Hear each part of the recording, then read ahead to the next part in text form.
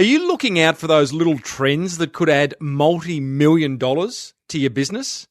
Today's guest saw a spark of an idea inside the forum his business was running. Next thing, he's setting up offices in San Fran, Berlin, and a few other far-flung places, and solving an age-old marketing problem. Check this out. Welcome to the Small Business Big Marketing Show, where successful small business owners share their secrets to take your marketing to the next level. Now here's your host, Tim Reid.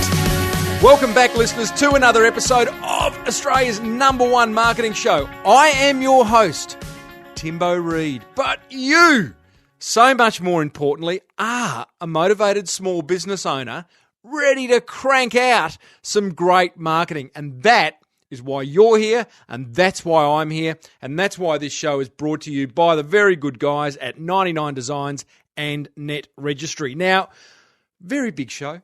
I know, say it every week, but I have got a big show for you today. I am going deep down, a big deep dive with the CEO, Patrick Llewellyn of 99Designs, and he takes us behind the scenes of what has become an incredible business success. I got a listener question about how to access podcasts. I like that question. Exciting news from deep inside the forum. I get a wonderful present from a guest, and that made my day. Got an inspirational marketing quote. It's very short and sweet, and a big shout out to American Airlines, who did something very special for my son and his mates today, who were trapped at LAX. Now, how's your week been? Good? Bad? Indifferent? Had a win? Little win? Big win? Don't know. We can't talk back, can we? Well, you could leave a comment in the show notes, but I have had an interesting week. I've been back now for about 2.5 weeks where I've just been at home. No travel, and I've had a really busy year of travel and speaking. And I feel as though this week I've just hit the ground with a thud. And not the greatest thud in the world. It's kind of like looking around going, what do I do?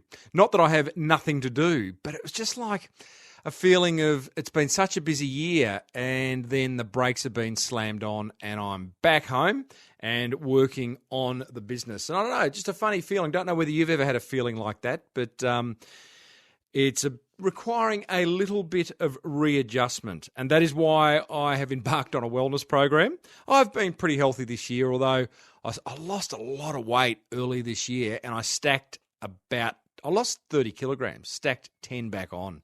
Of recent times, just through travel. So really focusing on getting healthy again, and in fact about to do a bike ride, about to do a 500-kilometre bike ride next weekend with my beautiful daughter.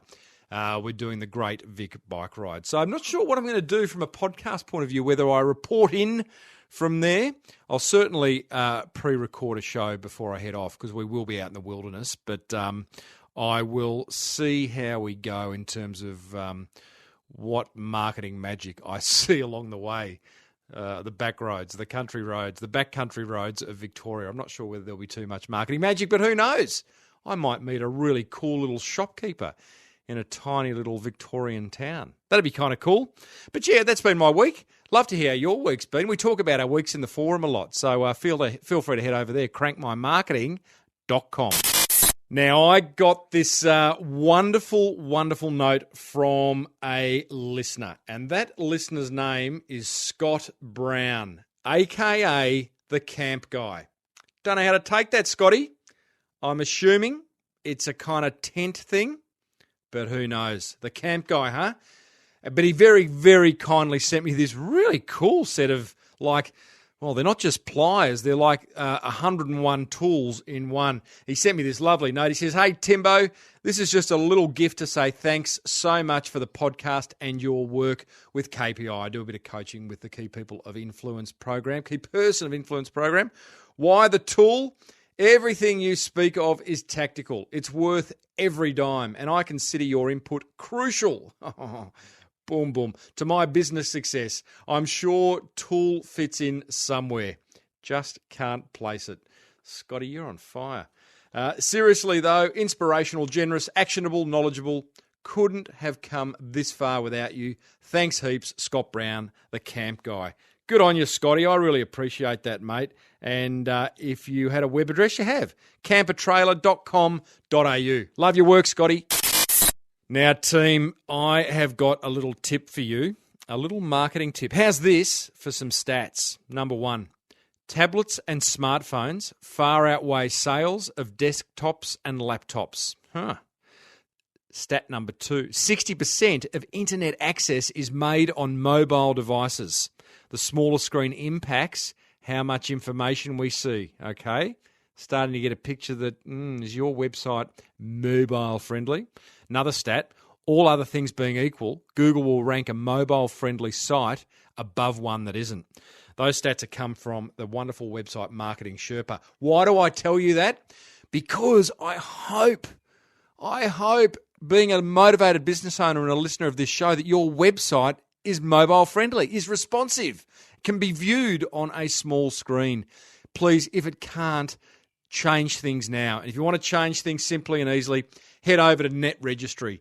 They get your online marketing sorted, and one of the things they can do is get you a mobile-friendly, responsive website that is easily viewable on the smaller screens. netregistry.com.au, and tell them Timbo sent you. Okay, so a big shout out to a not so small business. American Airlines, thank you. Well, sort of thank you. They stuffed us up and then they turned it all around and made it really good. So, my son went off to the Bahamas yesterday with 3 mates. He's turned 18. He's heading over after a wonderful 12 years at school to celebrate. I cried like a baby at the airport, farewelling him through the gate. He's only going for 4 weeks. Oh, boy, I don't know. It was like letting go of my baby. Anyway, flew to first stop, LAX, Los Angeles Airport, on his way, and it was a quick stopover. His connecting flight was cancelled, found himself, thanks to American Airlines, trapped at the airport for 21 hours. No accommodation, no food vouchers, no nothing. Long story short, I hit American Airlines up on Twitter. They responded immediately. I sent Jack over. They suggested Jack go over to the service counter. He did with his mates. They got put up for 12 hours at a 5-star Western hotel. Shuttle bus taken there. Meal voucher, $24 meal voucher. He got his sleep, he got his shower, probably flogged the shampoo and the conditioner from the bathroom. Hope you did, Jack. Forgot to remind you to do that. And look, great outcome. Yeah, their flight was cancelled and that was a bit of a stuff up, but American Airlines made good by putting them up in a wonderful hotel and giving the boys a bit of a rest. So wonderful use of Twitter and wonderful responsiveness by American Airlines. Thanks, guys. Now, as you know, I would normally do a 99Designs little promo, but this entire interview that I'm about to share with you shortly is with the CEO of 99Designs, and it ain't no promo. You are going to go behind the scenes of an amazing business success story that started in Melbourne and is now well and truly global.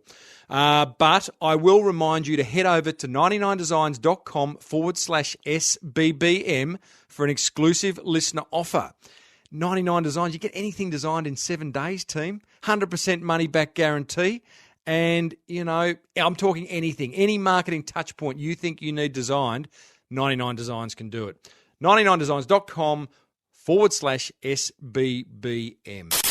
Okay, so I've got a very quick question from listener Brett Johnson. He says, "Hey, Timbo, I'm new to your podcast." I'm new to podcasts, actually. Oh, well, where you been, Brett?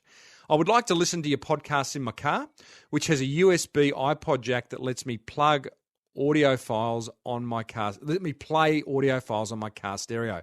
I don't have an iPhone or iPod. Hey, have you just come down the last shower, Brett? Don't have an iPhone or an iPod. Oh, well, I suppose not everyone does. So I thought to save the podcasts to a USB stick, but I couldn't work out how to do that. It seems I can only stream them live or play them on Stitcher or iTunes. Is that right? No, well, Brett, you can right-click on the media player on any episode of my show over at smallbusinessbigmarketing.com and save it to your desktop and subsequently your memory stick, which you can plug into your car. Other ways of accessing podcasts, though, for those who might have an iPhone or you don't even need an iPhone, just a smartphone. Obviously, iTunes is good. The podcast app from Apple is good. Stitcher is an app that you're going to see if you've just bought a new car this year. It'll be on your car communications dashboard. That's a good place to access podcasts. That's the second biggest podcast directory in the world behind iTunes. I listen to all my podcasts using a wonderful app called Downcast. Can't remember whether it was free or cheap. If it wasn't free, it was a few bucks. And it's just got a lot of functionality that lets you play audio fast, slow. It's great for bookmarking. You see all the show notes. It's just got a lot of functionality that allows you to get best use of podcasts. There's lots of podcast apps out there. Downcast is my one of choice at the moment. I'd love to hear what yours is. Head over to the show notes at smallbusinessbigmarketing.com, episode 214.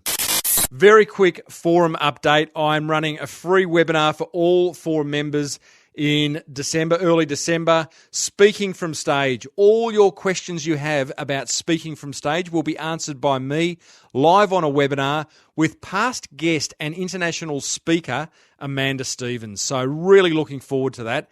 And I want to welcome all the new forum members that have joined over the last few weeks, of which there have been many. Well, really looking forward to seeing you active inside there. If you want to join team, head over to crankmymarketing.com. Righto, let's get stuck in to today's interview. It is Patrick Llewellyn. He is the current CEO of 99Designs, a wonderful, wonderful business that has been going for a few years now, started in Melbourne, Australia. Patrick, switched on guy, big time. In 2009, after a decade of advising Australian technology and media companies, he started at 99Designs and he moved to the US to open the San Francisco office a year later, actually, and was shortly thereafter appointed CEO, Chief Everything Officer, as I call that title. He's raised $35 million in a first-round capital investment raising for 99Designs. He's opened up offices in Berlin, across Europe, Latin America, and he's grown the business from a handful of staff to 106 in San Francisco, Melbourne, Berlin, Paris, and Rio de Janeiro. How's that? So it's a great story, this one. You know, as of October 2014, how's this for some stats, guys? 99Designs hosted more than 340,000 graphic design contests and paid out more than $85 million to its community of 905,000 designers around the world. This chat I have with Patrick, it is a wonderful insight into business growth, and you're going to learn a lot of lessons from Patrick on that. We talk about design fundamentals and design trends that are happening right now and how they impact your small business. And we talk about how to not be daunted by anything. So I started off by asking Patrick about where he lives and works. You live in and work in a very interesting part of the world. Palo Alto is down the road. Silicon Valley is on your doorstep. Mm-hmm. What's it like? It's busy. It's really, really busy. No, it's a really exciting place to be. Is it like, I don't know, I have a particular vision of it. It's just full of energy and ideas and just, people not sleeping, and it's just like a 24/7 incubator.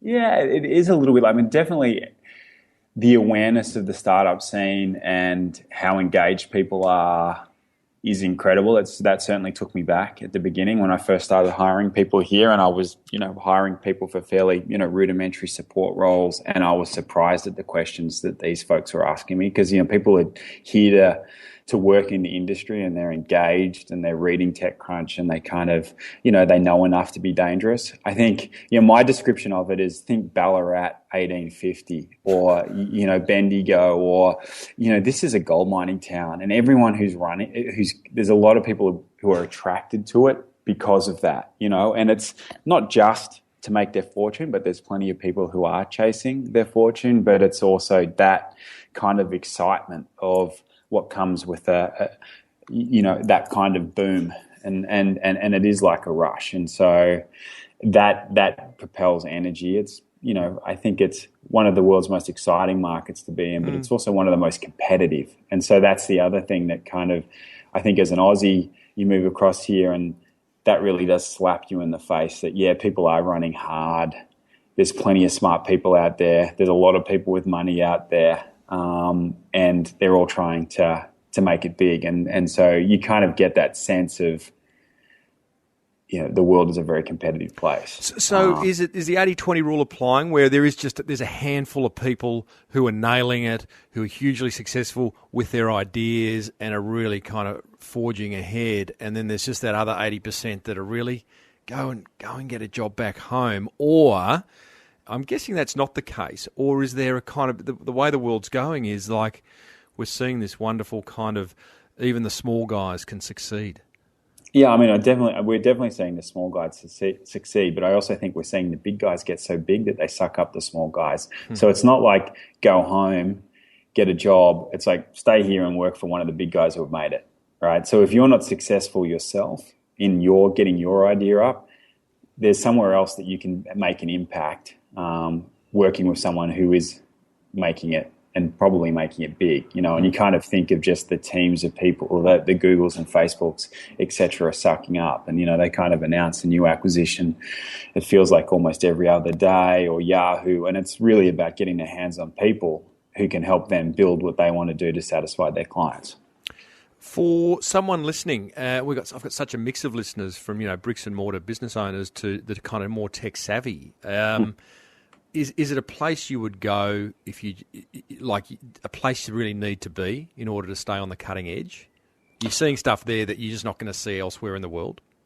I don't know if you are. I mean, I'm a big believer in staying home if you've got a network at home, and you can build it. I mean, I think one of the beauties, in particular, I'm very passionate about Australia and what we can achieve as a nation. And I think one of the things that's great about being an Aussie entrepreneur is that you generally are, especially if you're an online entrepreneur, you're thinking globally from the get-go. And so that gives you an interesting perspective, and you can suck in a lot now. A lot of what's available is available online, and people aren't necessarily sharing every day on the street in San Francisco. I mean, you can certainly spend a lot of time going to networking events and doing all that stuff, right. And there's a lot of stuff that's available, but they're also just consuming media, and I'm just consuming media like I would have at home and keeping up with stuff through, reading and listening to the right podcasts and, doing whatever it is that you do to stay informed. For me, certainly I get a lot of input from my investors, and, it's awesome to have someone like Excel on your board who get to see everything. And so that certainly really does help. But I think if you're I do caution people a lot that, whilst there's a lot of great things about being here, it is so competitive that if you're underfunded or have no track record or no infrastructure or community here, it can be very hard and a very daunting place to make it. In some ways, it's better to be at home and, employ your friends and family or, your mates out of your old job who are talented and are going to believe in you, because it's going to be hard to convince people here to follow your dream when there's, thousands and thousands of other people trying to convince other people to follow their dreams who might have greater social, validation or whatever. You mentioned the word daunting. You are really, you yourself, you're playing in the top end of town. You recently did a fund. I don't know. You can tell me the right terminology. What is it? Yep. A fund? Yeah, fundraising. Capital raising. A capital raising, $35 million. You brought on the likes of Facebook and some other big brands. What was that like? I mean, it was great. We actually brought on Excel partners. So Excel partners are the funders, one of the key funders. They were the largest shareholder outside Zuckerberg in Facebook. So they're investors in Facebook and Dropbox and Etsy and just a huge range. They're doing okay. They're doing great. And so to get them involved was really very exciting for us. And yeah, I mean, a little bit. There was a few nervous moments, but I think. Tell me about those. Like, that's interesting. Yeah. Like, you're sitting across the table from, obviously not Zuck, but someone like Zuck. Yes. Yeah, I mean, you're sitting across the table from the blokes who put the money in, Zuck, and women, men and women who did that. And so that is, but I think mostly what is interesting about here and what is really different about being back home is we'd managed to build momentum at 99Designs, and it's probably worth talking a little bit about that, and then I can lead into the investment if you like, or I can drive straight into the investment. But, the fact is that we had momentum, and we were actually pretty well known to the investor community here, and so we were lucky that they were chasing us, and the first time we met them was because they called us, not that we called them. Yeah, so that changes the energy, doesn't it? It does change it a lot, because you can be a bit more relaxed about it in that, hey, these guys invited us to come talk to them. And did you play a little bit hard to get, like the first date? Oh, look, Tuesday at 10. Look, can you do Wednesday? The reality of it is we actually took 18 months to take their money. And so we first met them I moved over here in January of 2010, and Mark, the co-founder of 99Designs, we visited here in October of 2009. And so 99Designs, if we take a step back, 99Designs started in February of 2008, and we spun out of a company called SitePoint.com. And so SitePoint, Melbourne-based business, but with a global audience, founded by Mark Harbottle and another guy called Matt Mitrovic. Matt was based in Vancouver, Canada. Melbourne was based in, our office was in Collingwood, in Melbourne. And SitePoint was an information site. It was the place you went to learn about design and building on the web. And it was really, it started in, Web 1.0. It was ad funded. The big brands would go there to sponsor blog posts and buy banner ads and do all of that sort of stuff. Days when clip art and Comic Sans were really popular. Yeah, right. To get in front of this tech-savvy audience, or this emerging tech-savvy audience. And so SitePoint had a design forum and a developer forum, and it was in the design forum that 99Designs was started. So essentially, designers were for fun were playing a game called Photoshop Tennis, where one would put a fictional brief up, and then others would submit their ideas to that brief, and they would riff amongst themselves and then essentially have an informal vote on who had done the best job or whose idea really resonated with This is just within SitePoint. Just within SitePoint and just within the forum. Love it. And then one day, one of the designers was like, hey, I've got a website client who wants a logo. I don't like doing logos. You guys seem to love doing them for fun. How about you submit the logo to my brief, and if I pick one of you, I'll pay you. And the designers are like, yeah, we're doing it for money. We're doing it for fun. We'll do it for money. And so luckily for us, that was successful, and he did pick a winner. And then other designers started using it as a way of sourcing work from each other. And then the developers learnt about what was going on in the design forum. And so they started posting work into this forum. And then before you knew it, the forum was very messy. And, Mark and the team looked at that and we're like, maybe there's something here. And so I love that. Literally the first iteration of our business model was just to charge people to list in a forum. And really it was kind of like, maybe that'll kill it, and it didn't. And actually the next iteration was actually just to charge more to list in the forum. And then all of a sudden you've actually got a revenue stream, and you're getting real feedback from real customers who are saying, hey, well, if you're going to charge us money to list in this forum, we need to be, we need certain tools from you. We need a place to upload our brief. We need a mechanism to pay each other. We need a way in which we can transfer copyright and do all the sorts of things that you find on 99Designs today. And so that was kind of our beginning point. So 99Designs was spun out of SitePoint in February of 2008 with two developers. Lachlan Donald is our CTO today, and Paul Ainsley is one of our senior developers. So it's pretty great to still have those guys on board. And we can basically, the focus of the business, and for the first 3 years, we didn't raise any outside capital. We just continued to grow through cash flow. And really our focus was on building the best platform we could and, providing a good level of customer service. And we relied, 100% on word of mouth to grow the business. So you'd lifted the idea out of the forum, given it its own domain. and built the marketplace technology around it. So and, it's so funny, Pat, listening, this is 2008. It's not that long ago. It's like 6-7 years ago. And, it feels like a lifetime. But back then, the idea, and I don't think you don't refer to it as crowdsourcing ideas, but back then it kind of was, wasn't it? It was one of the first iterations of the idea of going, world, give us your ideas, and here's a brief. Give us your ideas.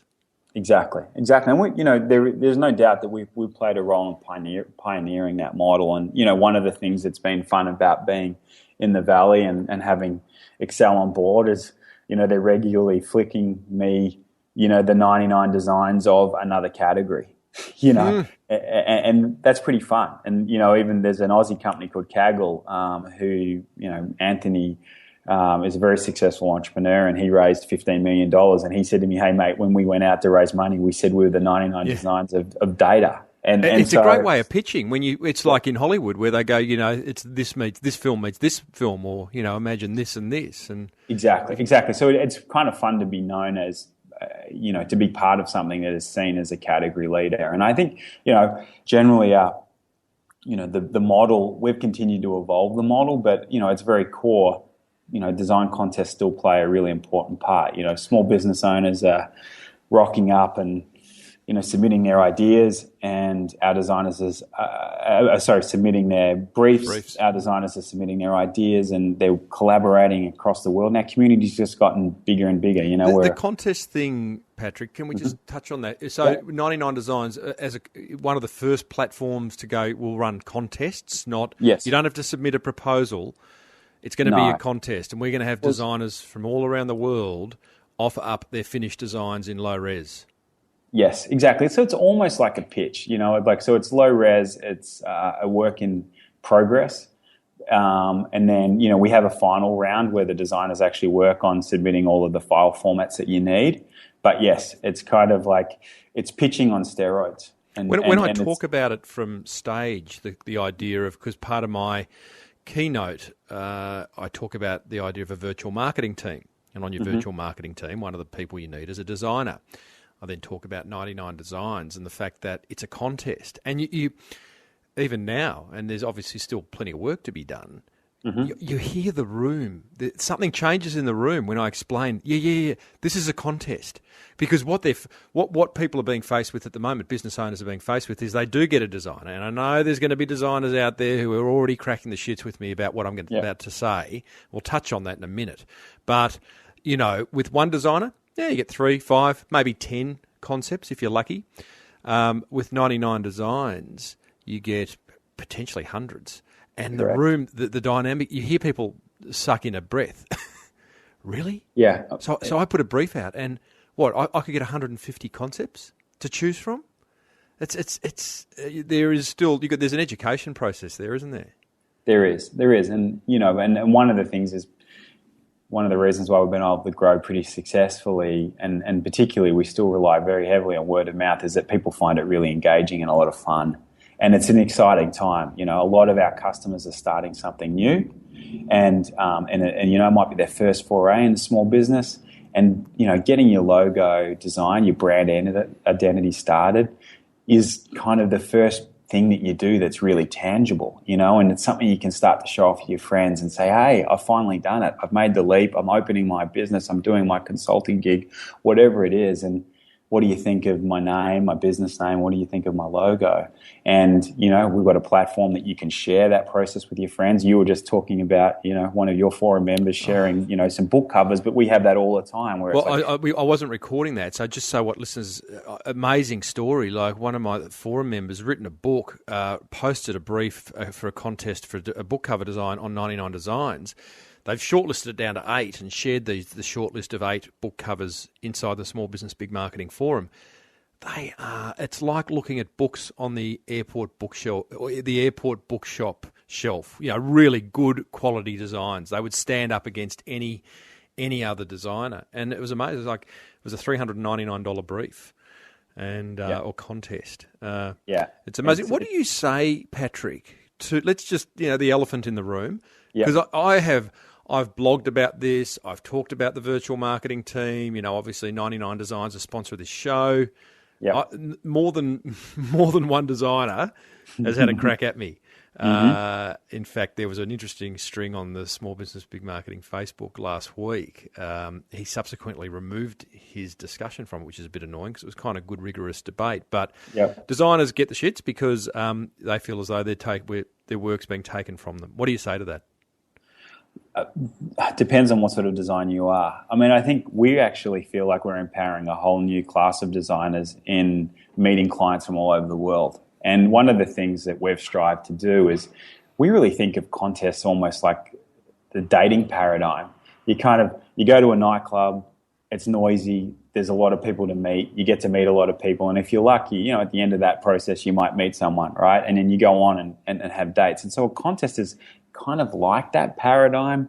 You put up your proposal, lots of designers submit their ideas, and then you start to whittle down to a few of the ones that really resonate with you. And then ultimately you pick one of them. And once you've picked that one designer, the chances of you going on to work with that designer to get other things designed is actually very high. And so we've built a large, robust community of designers all around the world who treat this as a business development tool. And it's a way of building their portfolio. It's a way of developing new customer contacts that they then turn into thousands and thousands and thousands and years worth of work. I mean, we've got one celebrated case, it's one of our case studies on our homepage.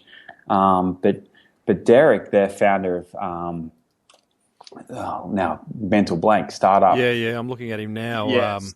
Startup grind. Exactly. And there's a great chapter in Melbourne that you should go and check out if you're in Melbourne, and there's a chapter in Sydney, and I think they're all over Australia now. But, he ran a design contest for a website, met a designer who was actually based out of Portugal, who he eventually invited to come and live with it, live in the same town. And so they've gone on to foster a relationship that spanned a number of different businesses together. And, he no longer runs design contests, but he works still with a designer he met on 99 Designs. Well, I can say I've had a designer, Nicola, who's in Serbia for about 5 or 6 years, and I found him on 99 Designs before we had a partnership. And amazing. That's my case in point. And so, what we've been striving to do as a business is build out our platform so that we can continue to foster those ongoing relationships. So, we've built over the last couple of years our one-to-one projects tool, and we're adding functionality to that all the time so that, you can seamlessly go from working, meeting a designer in a contest and getting one thing done to asking that designer to do a bunch of other work for you, but you can continue to enjoy our workflows, our copyright agreements, our payment gateways, all of those things. And it just makes life easier for the customer who's getting the work done and for the designer to continue to work.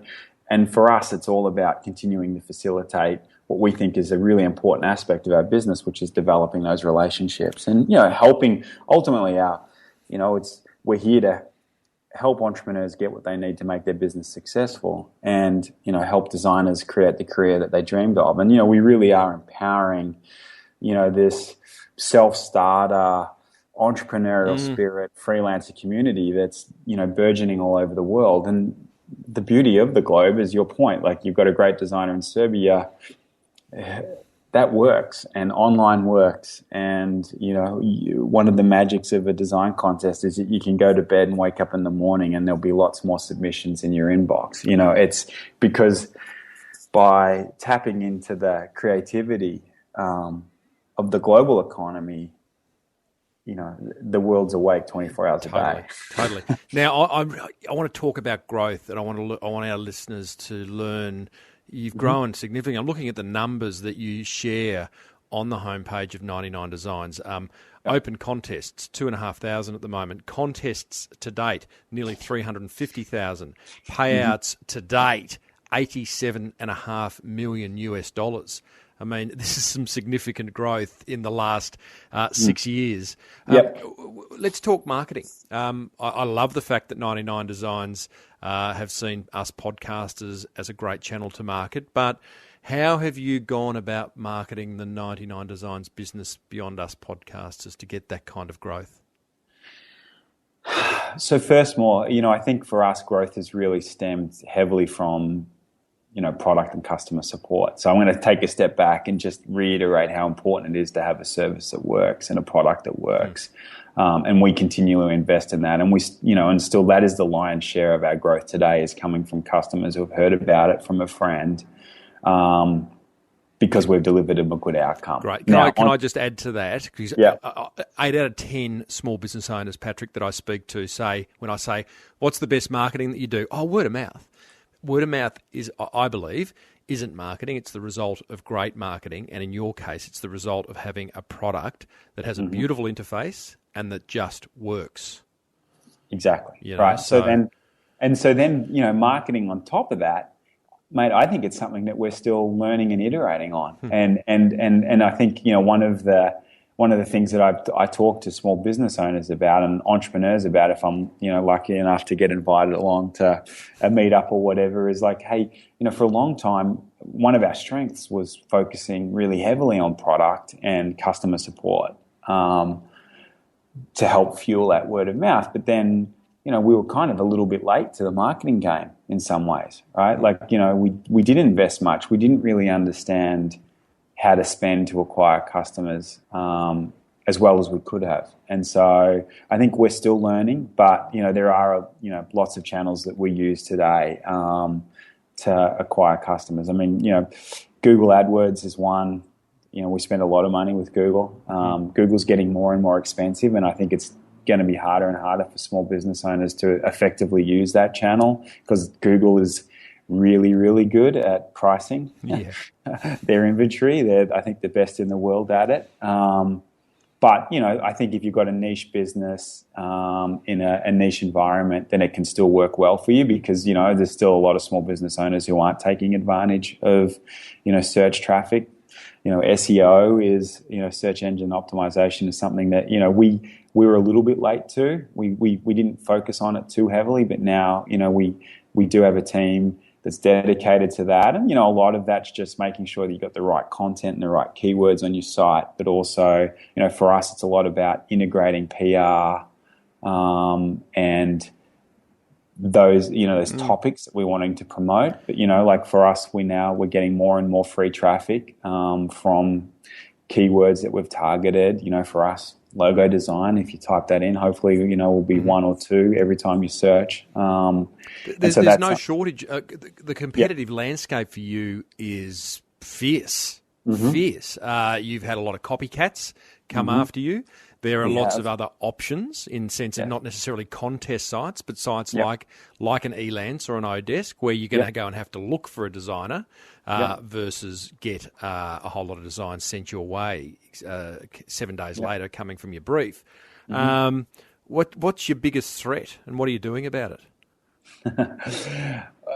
Threats come from everywhere. I mean, I think, I'm less concerned about people who copy us and I'm more concerned about people who are coming up with new ways to solve the same problem. And so I feel really good that 99 Designs, if you want to get design online from a graphic designer, then we're the best in the world at that and you shouldn't be considering any other solution. And I know that people still use Elance and Odesk and, tons of other platforms out there. And it's our job to continue to show people why we're a better solution. And, I think there's, we've got lots of evidence to suggest that we are. I think, but I think about what's the next intelligent software application that perhaps takes designers out of the picture. And like a Canva? Like a Canva. I mean, I think Canva still requires the user to apply their own artistic thing. And I know, if you're not a designer, it can still be a bit daunting to go, is that good or not? So, and this gets my back up. So here's the thing. A colleague of mine on Facebook the other day, she was off speaking to a group of small business owners and she wanted to know what was the best way for a small business owner to get a website up. And there were comments coming from everywhere. Oh, WordPress and Squarespace and this and that. It's like, really? What about the small business owner not being responsible for designing or developing the site? And cash flow being what it is, if you can afford it, get someone else to do the stuff that you're no good at. And design's a classic example. We all think we're designers, but we're not. Right. I don't know whether to match my socks with my shoes or my pants, like. Yeah, exactly. And so I think if you don't have the inner artist, or you don't trust in yourself, and I think sometimes we think we do have some artistic capabilities, and I think that's what's wonderful about our platform is you get an opportunity to collaborate with designers. Correct. And I think they can help draw it out of you. And so at the end of it, we kind of have this working notion of the creative entrepreneur, and by the time you've been through a design contest, you're going to feel more creative by the very function of engaging with a bunch of designers and really taking some time to think about fonts and color and get educated through that process. And I think that's harder to replicate in a tool set, but the tools are getting better all the time, and I think they have their place. And so I do see the Canvas and the Squarespaces and other platforms like that as an alternative. It's threat and an alternative that's really viable, and and depending on your budget and your expertise, and something you should check out. I can tell you, Patrick, you are number 2 for Google Ads and number 2 for organic search on logo design in Australia. So well done to you. I think number 1. I mean, that number 2 is I can't believe we're not number 1. We do more logos than anyone else in the world. So Google's got. But that's just ranking. Well, that's SEO. That's it. Google's got a problem with their ranking algorithm. We'll be number 1 again soon because I think sometimes people still manage to do black hat stuff. They get some temporary gains, but I'm not sure. It's a separate discussion. I don't know. Number 2 in Google AdWords, for example, and the ads that appear at the top of a search. I think there is some research that says being number 1 isn't necessarily the best spot because people think you've paid too much to be there or something, and love the underdog. Yeah, I wonder about that. My only concern is that Google is doing a better and better job of masking what's an ad and what's not. Oh, yeah. And I think it's harder and harder for the average consumer to differentiate, what's a paid ad and what's natural search. Yeah. And I think that's don't get me started on Google because then they'll come and find me. I was just going to say, well, you could hop on you'd have some kind of groovy cycle, titanium cycle. Just head down to the Googleplex and down the road and it's tap a long on Larry's ride. door. I tell you what, you got to be a brave person to ride a bike on these American roads. I think it is important to invest in those strategies. It's amazing for us how much we have to spend today on just defending our brand term versus, what we used to in the past. I mean, that's one thing that I do not love about Google is that, you've typed in 99Designs and there's a bunch of other ads that I typed in logo design. Okay, sorry. But if you type in 99Designs, you'll also see a bunch of other ads. Oh, for sure. Right, that people, and I just think that makes it tough. Other tactics that work for us. I mean, if we get back to your sort of question around, marketing and what's worked. So, they have worked for us. And so, we're managing to increase our spend and acquire more customers. We're starting to have some success on Facebook, and I think Facebook, is a rapidly evolving platform that has some really interesting potential. We're learning about Pinterest now. I think, I'd love to talk to you and understand what you think about Pinterest, but I think that it's actually a really interesting medium that's going to, I heard a stat last week that Pinterest has overtaken Twitter as, the go-to referral site for consumers. And so I thought and any brand that's visual. Exactly. Pinterest is just a no-brainer. It is. And so I think there's just, some really interesting emerging platforms. But we really are still, we have a really strong spread of things that we've done. We've had some success recently. So we kind of eat our own dog food. We've produced some ebooks. We've created some infographics that we've used to, drive PR engagement. Sometimes we use that for lead gen. So, download a book, get a free template, give us some information on yourself so that we can then remarket our services to you. These are all things that have been pretty successful for us, and so we continue to evolve and iterate on those. Yeah, great. Now we're starting to spend money on all sorts of mediums. Listeners, I'm talking to Patrick Llewellyn. He's the CEO, the Chief Everything Officer of 99Designs. And Pat, before I let you go, I want to hit on design trends. We are going to be joined inside the Small Business Big Marketing Forum in a few weeks' time by your head designer to talk specifically about how to get your design brief right and, the do's and don'ts of great branding and logo design, etc. So we won't go that deep, but you're around design all day, every day. Some key trends that you're seeing for design and in small business. For example, I'll lead the way. Your logo has to work in small form environments like apps and online listings now, right through to trade show stands. Yeah, exactly. What else are you seeing? So, I think we're seeing a simplification of design. I think Apple's led the charge and, us all finding clean design more appealing. I kind of call it the Appleization of the world, I think. And so I do think that is a trend. It's kind of, they call it, we call it flat design, but, you're seeing less drop shade, 3D. Drop shadows, yeah. Or drop shadows, etc. We're seeing a whole lot of less of that today, and we are seeing, a push towards, flatter design. I think, that you're talking about the logo being able to work in all formats, but, in particular, when you think about web design now, people are thinking about responsive design from the get-go. And so, we're seeing a lot of people start with thinking about design for the small form environment, like the mobile app, and using that as a way of thinking about what's really critical that I need to get across to a customer if I've got a limited amount of space, and then applying those concepts as you continue to design for larger format. I think that's an increasing trend and something that we apply in the business as well here. Other trends. I love the Appleization of the world. Hello to all you PC users. But there is, it's classic. We can sometimes get caught. I'll give you an example.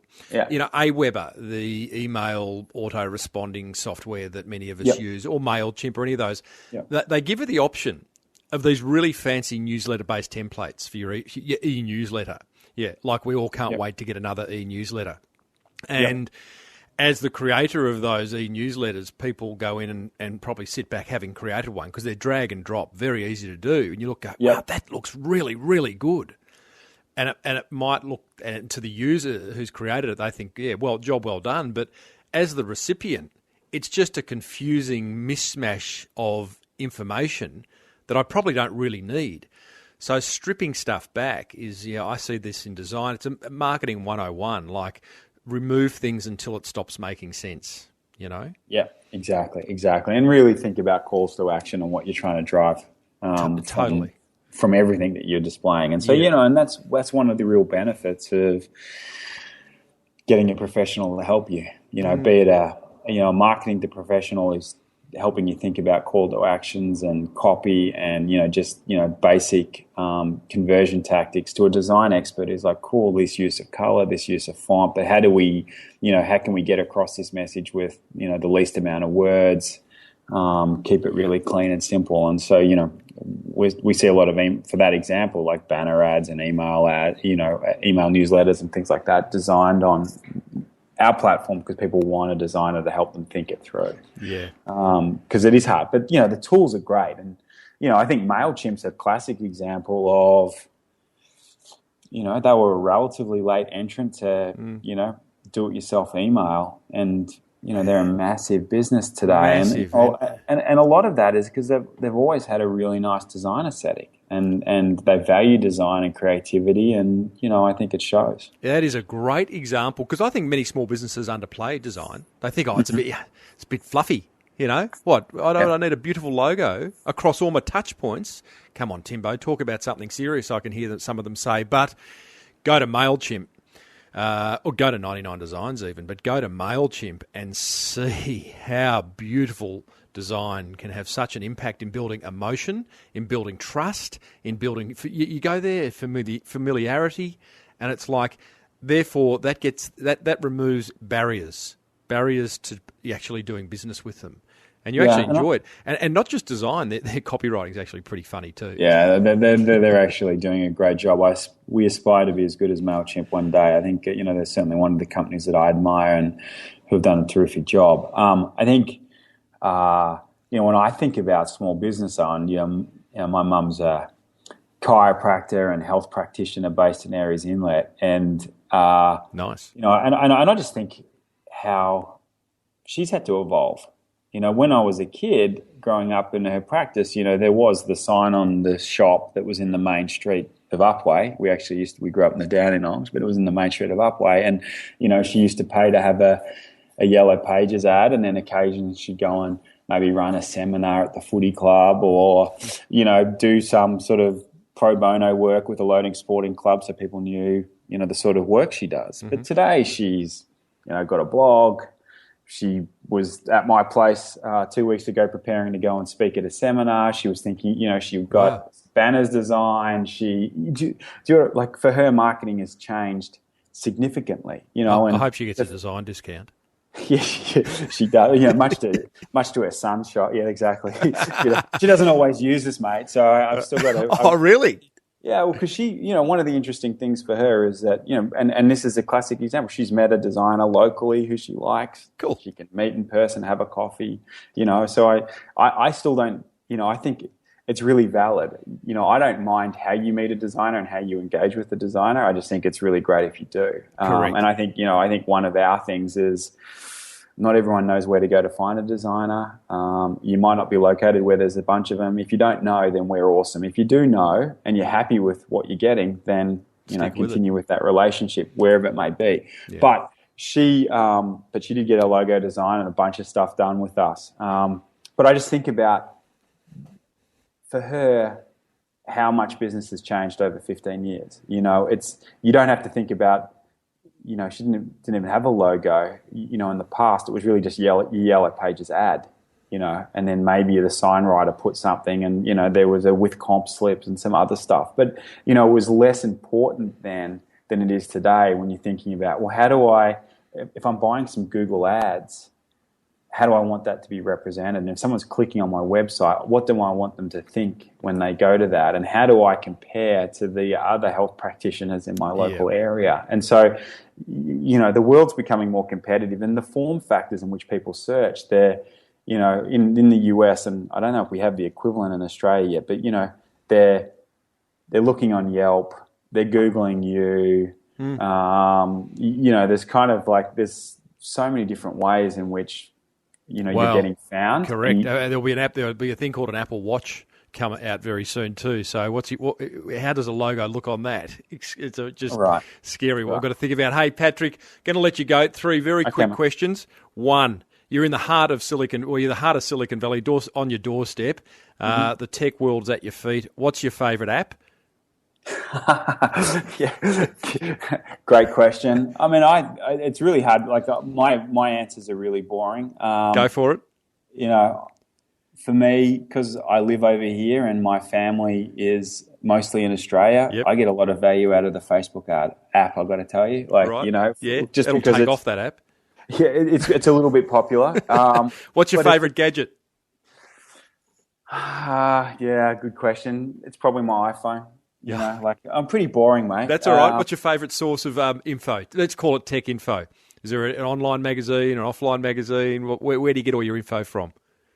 I browse a range of them. I think the publications that I really like at the moment, like I'm a big fan of Pando Daily. I like Recode. I still check out TechCrunch.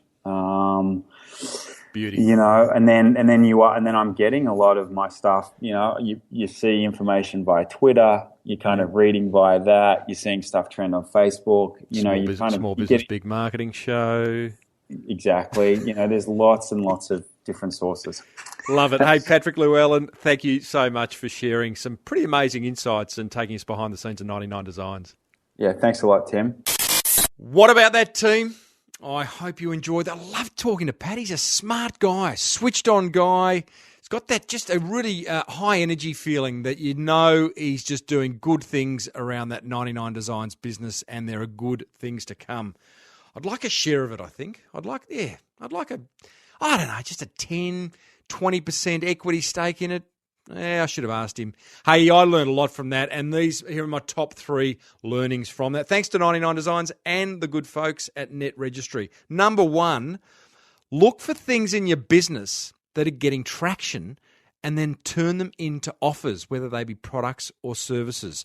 So, 99Designs came out of something that they saw happening inside the forum. So look for things, trends that are happening in your business, and see whether you can turn them into a paid business offering.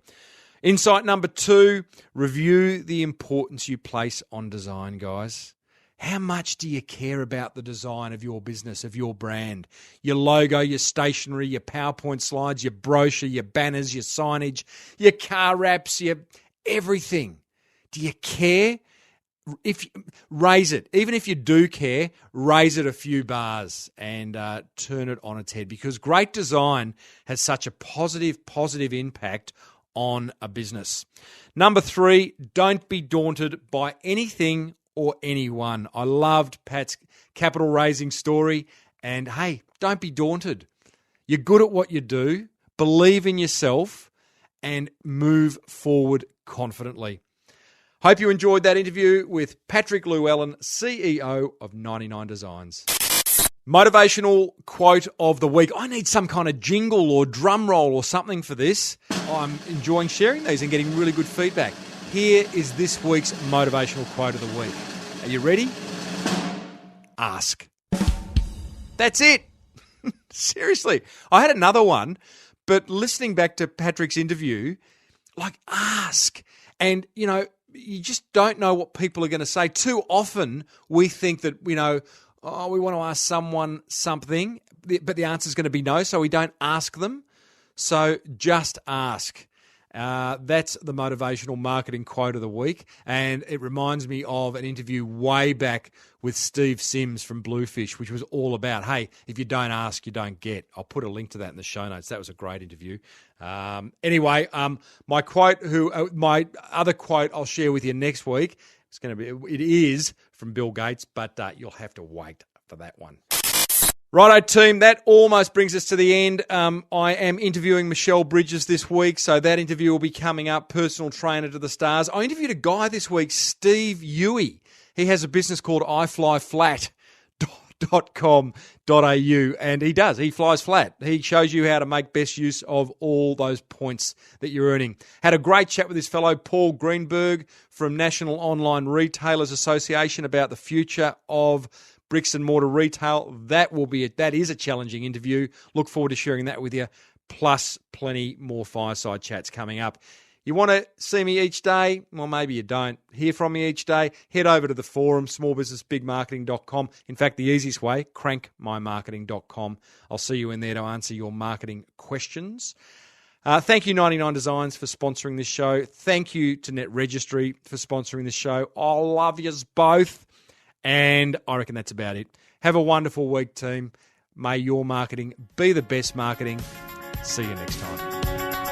You've been listening to the Small Business Big Marketing Show with Tim Reid. Want more marketing goodness? Then visit smallbusinessbigmarketing.com.